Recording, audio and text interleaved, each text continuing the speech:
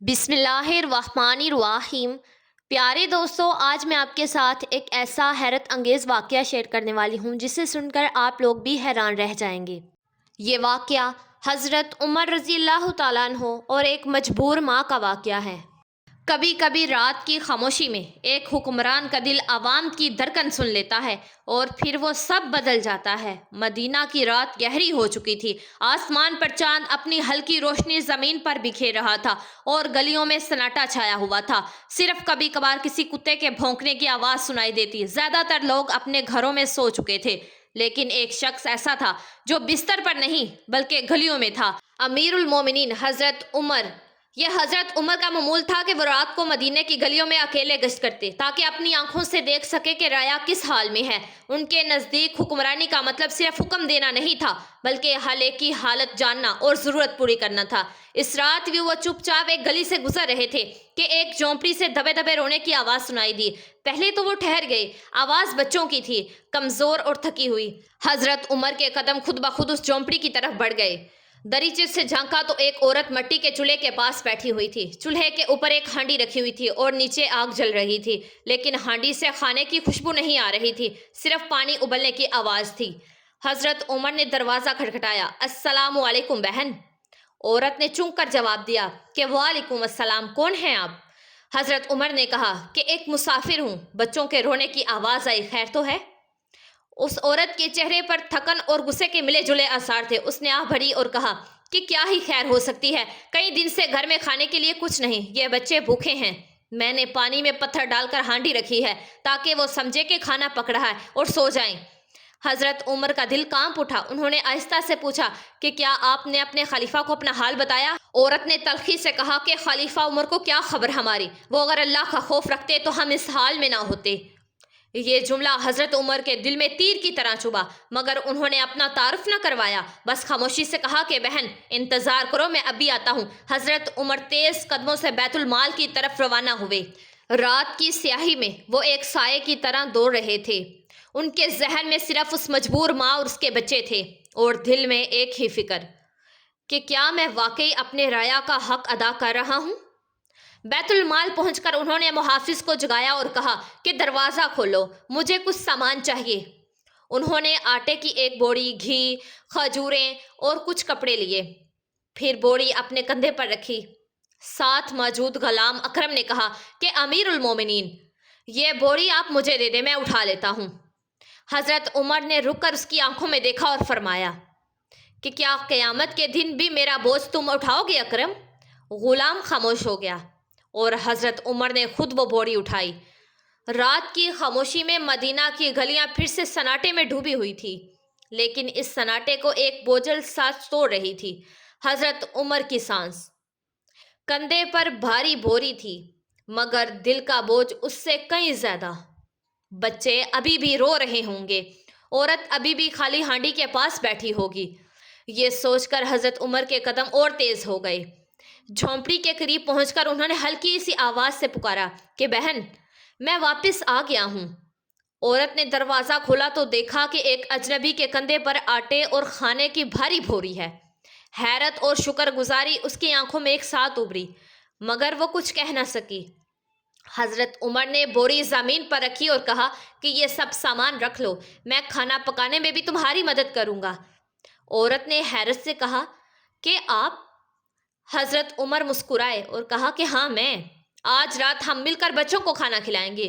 انہوں نے چولہے کی راکھ ہٹائی، لکڑیاں دوبارہ جلا کر آگ بھڑکائی، آٹا گوندھ کر روٹیاں بنائی، گھی میں کھجوریں پکائی اور ہانڈی میں شوربہ تیار کیا۔ عورت بار بار دیکھتی رہی کہ یہ کون شخص ہے جو رات کی اس پہر اجنبی بچوں کے لیے اتنی محنت کر رہا ہے۔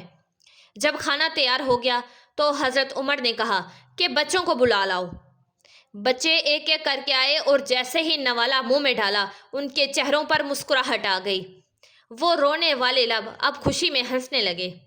حضرت عمر زمین پر بیٹھے ان کی خوشی دیکھ رہے تھے، ان کے ہونٹ ہل رہے تھے، کوئی دعا کر رہے ہوں، شاید اپنے لیے نہیں بلکہ ان بچوں کے لیے۔ عورت نے کہا کہ اللہ تمہیں جزا دے، تم نے آج میرے بچوں کی بھوک مٹا دی۔ حضرت عمر نے آہستہ سے کہا کہ یہ میرا فرض تھا، اور شاید میری کوتاہی بھی تھی کہ تم اس حال میں پہنچے۔ وہ کچھ دیر بیٹھے رہے یہاں تک کہ بچے سو گئے۔ اس کے بعد خاموشی سے اٹھے اور جانے لگے۔ عورت نے پکارا، رک جاؤ، تمہارا نام تو بتاؤ۔ حضرت عمر نے مڑ کر دیکھا، ہلکی سی مسکراہٹ دی اور صرف اتنا کہا کہ اے غلام خدا۔ صبح کی پہلی روشنی مدینہ کی گلیوں میں اتر رہی تھی۔ رات کی ٹھنڈی ہوا اب دن کی گرمی کا اشارہ دے رہی تھی۔ جھونپڑی میں عورت کے بچے سکون سے سوئے ہوئے تھے۔ کئی دن بعد یہ پہلی رات تھی جب وہ بھوکے نہیں سوئے تھے۔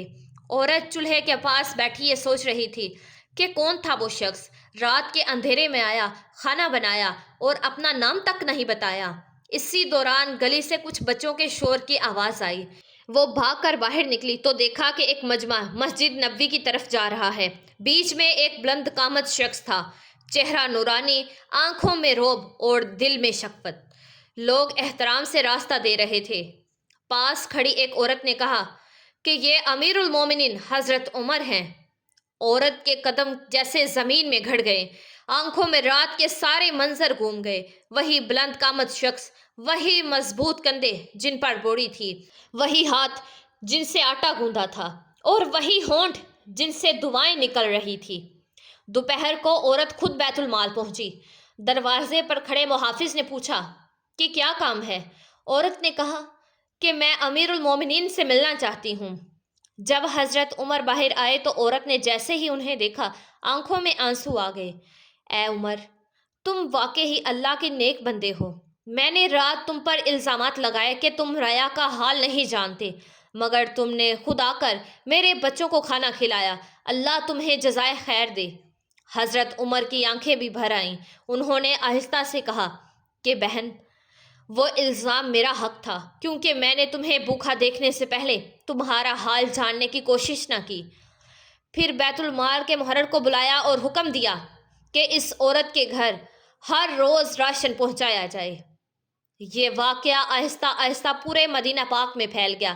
لوگ حیران تھے کہ ایک حکمران جو دنیا کے سب سے بڑے اسلامی ریاست کے سربراہ ہے، وہ خود اپنے کندھوں پر آٹے کی بوری اٹھاتا ہے اور غریب کے چولہے کے پاس بیٹھ کر روٹیاں پکاتا ہے۔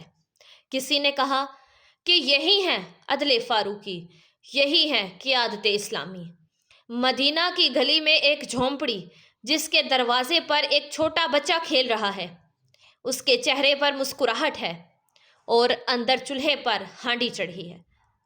دور سے حضرت عمر گزر رہے ہیں، خاموشی سے بچے کو دیکھ کر مسکرا دیتے ہیں اور اپنے راستے پر بڑھ جاتے ہیں۔ کچھ کہانیاں ختم نہیں ہوتی، وہ کرداروں کے دلوں میں زندہ رہتی ہیں۔ پیارے دوستو، حضرت عمر رضی اللہ تعالیٰ عنہ تو وہ ہیں جن کو آقا کریم صلی اللہ علیہ وآلہ وسلم نے مانگا تھا۔ حضرت عمر رضی اللہ تعالیٰ عنہ تو وہ ہیں جنہوں نے 22 لاکھ مربع میل پر اسلام کا جھنڈا لہرایا تھا۔ حضرت عمر رضی اللہ تعالیٰ عنہ تو وہ ہیں جن کے لیے آقا کریم صلی اللہ علیہ وسلم نے فرمایا کہ اگر میرے بعد کوئی نبی ہوتا تو وہ عمر ہوتے۔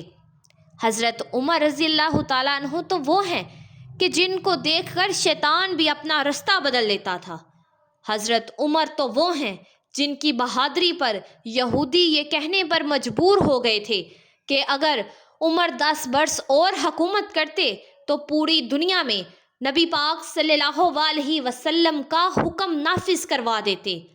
حضرت عمر رضی اللہ تعالیٰ عنہ تو وہ ہیں جو آج ہمارے پیارے نبی حضرت محمد صلی اللہ علیہ وسلم کے مبارک قدموں میں آرام فرما رہے ہیں۔